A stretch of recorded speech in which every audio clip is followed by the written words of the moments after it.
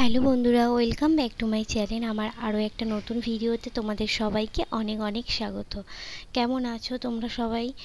অনেক দিন পরে আজকে একটা ছোট্ট ভিডিও তোমাদের সাথে শেয়ার করব। সময় না পাওয়ার কারণে ভিডিও তোমাদের সাথে শেয়ার করতে পারি না। তো আজ যেটা শেয়ার করব, আমার ঘরের সামনে একটা ছোট্ট, বলবো না, অনেক বড় একটা কালো ধুতরার গাছ হয়েছে, যেটাই আজকে তোমাদের সাথে শেয়ার করব। সেখানে কত কত ফুল আমি পাই, আর কত সুন্দর দেখতে কালারটা দেখো তোমরা।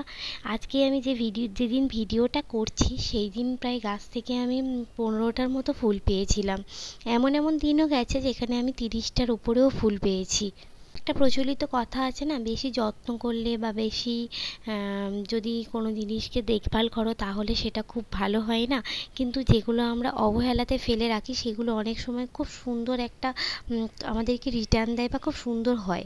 তো এই গাছটাও সেরকম একটা, আমি আগের বর্ষাতে লাগিয়েছিলাম। তো তারপরে লাগানোর পরে আমি ওকে জল দিইনি, কিছুই করিনি। তো জানতামই না যে গাছটা এখানে এতটা বড় হয়ে গেছে। তারপরে একদিন হঠাৎ করে বেশ কয়েক মাস পরে দেখলাম শীতের দিকে যে গাছটা এত বড় হয়ে গেছে। আর এই ভিডিওটা আমি করেছি আবার কিছুদিন আগে। তো তখন ফুলের কালারগুলো যখন ভিডিও করেছিলাম খুব সুন্দর ছিল, এবং কালারগুলো একদম দেখো কালচে কালার ছিল। কিন্তু এখন যেহেতু শীতকাল চলে গিয়ে গরম পড়ে গিয়েছে, ফুলের কালারগুলো একটু সাদা হয়ে গেছে, কিন্তু ফুল প্রচুর ফোটে। আর তোমরা দেখতেই পাচ্ছ, কোনো সার দিইনি, বীজ দিইনি, কিছুই দিইনি, কিন্তু গাছটা কত তেজি আর কত সুন্দর হয়েছে। আর ফুলগুলো ঠিক কতটা বড় বড়। তবে কয়েকটা ফুল আমি রেখে দিয়েছি দানা করার জন্য, কয়েকজনকে গাছ দেবো। দেখো কতগুলো ফুল হয়েছে।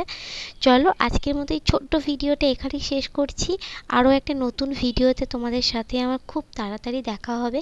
চেষ্টা করব কয়েকদিন ছাড়া ছাড়া নতুন নতুন ভিডিও তোমাদের সাথে শেয়ার করার।